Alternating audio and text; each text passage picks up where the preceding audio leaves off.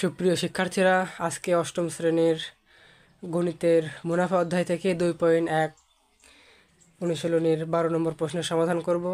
তো প্রশ্নটি হচ্ছে, বার্ষিক মুনাফা 8% থেকে বেড়ে 10% হওয়ায় তিশা মারমার আয় 4 বছরে 128 টাকা বেড়ে গেল। তার মূলধন কত ছিল? তাহলে আমাদের এখানে প্রশ্নে দেওয়া আছে মুনাফার হার। মুনাফার হার হচ্ছে প্রথমে ছিল 8%, পরে হয়ে গেছে 10%, বেড়ে গেছে। তাহলে মুনাফার হার 2% বেড়ে গেছে, যাতে করে 4 বছরে 128 টাকা তার মুনাফাটা বেড়ে গেছে। তাহলে মূলধন কত ছিল? তাহলে আমরা এখন লিখব এটার সমাধানে।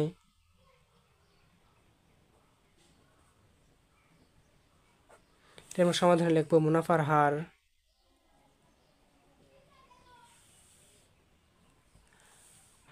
হার আর সমান সমান হচ্ছে 8 বিয়োগ 10% সমান সমান হচ্ছে 2%।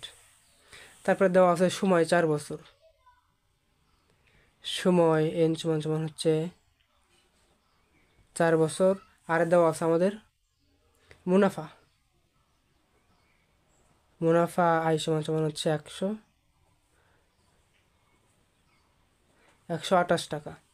তাহলে এখন আমরা লিখব, আমরা জানি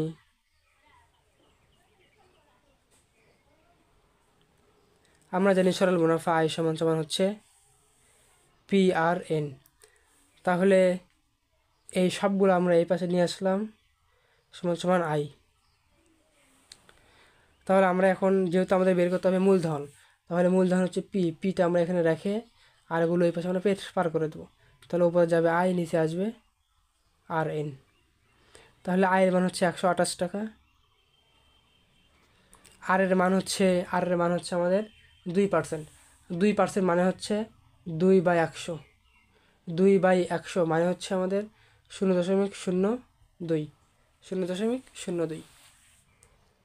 0.02 গুণন এনের মান হচ্ছে আমাদের 4 বছর। তাহলে উপরে হচ্ছে 128, নিচে হচ্ছে আমাদের 0.02 আর 4 গুণ করলে হয় 0.08 হয়। তাহলে 128 ভাগ 0.08, এটা ভাগ করলে উত্তর আসে হচ্ছে 1600 টাকা। তাহলে এটা হচ্ছে অ্যান্সার। আমাদের মূলধন হচ্ছে 1600 টাকা। অতএব মূলধন 1600 টাকা। ওকে, ঠিক আছে। না, তোমরা একটা স্ক্রিনশট দিয়ে নাও এখন।